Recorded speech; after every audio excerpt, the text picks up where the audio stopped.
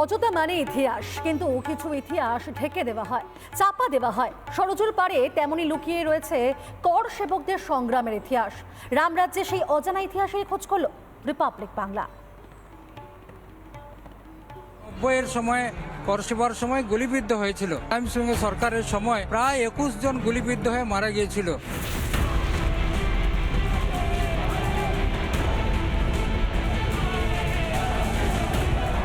চৌত্রিশ বছরে সরজু দিয়ে গড়িয়েছে বহু জল, তবুও রক্তের দাগ এখনো দগদগে।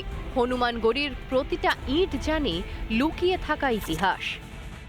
অযোধ্যায় রাম মন্দিরে ঢোকার আগে এই হনুমানগড়ি পেরিয়েই ঢুকতে হয়, প্রবেশ করতে হয় রাম মন্দির, রাম জন্মভূমিতে, এবং একে বলা হয় অযোধ্যার পাহারাদার। কিন্তু এই হনুমানগড়ির নিজস্ব একটা ইতিহাস রয়েছে। আমরা বলছিলাম যে রাম জন্মভূমি আন্দোলনের কথা, কিন্তু সেই আন্দোলনের একটা বড় এবং গুরুত্বপূর্ণ অধ্যায় হয়ে রয়েছে এই হনুমানগড়ি।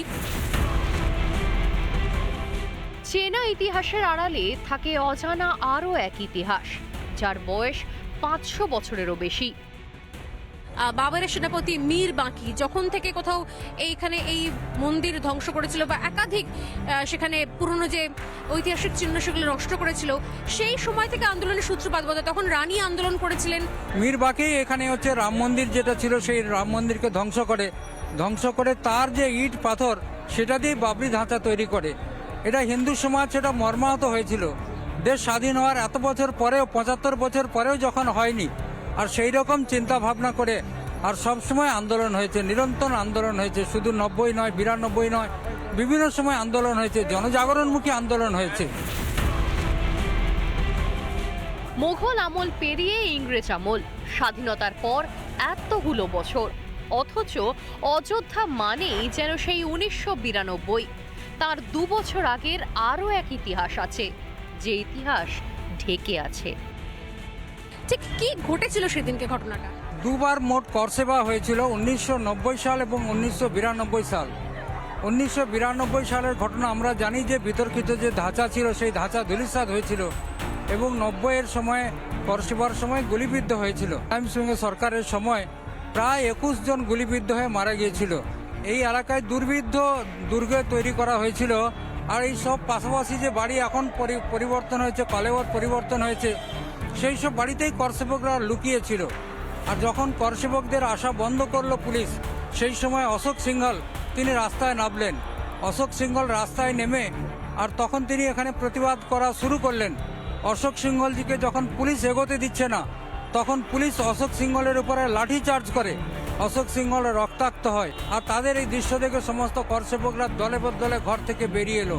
আর সেই সময় একজন সাধু, এই পাশেই ব্যারিকেড করা ছিল, সেই ব্যারিকেড ভেঙে একটা বাস নিয়ে রাম জন্মভূমি যে বিতর্কিত জায়গায় সেখানে ঢুকে পড়ে, সেখানেই গুলি চালানো হয়।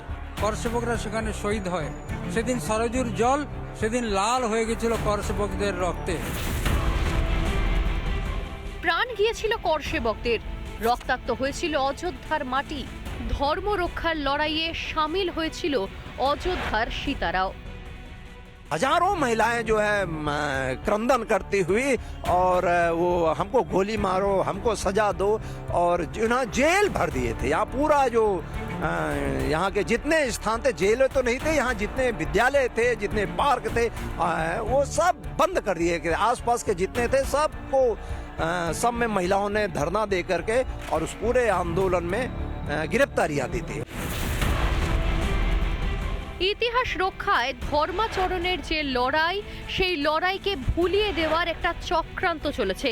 কংগ্রেস জমানা থেকে বাম জমানা, বদল হয়নি বিকৃত ইতিহাসের ট্র্যাডিশন।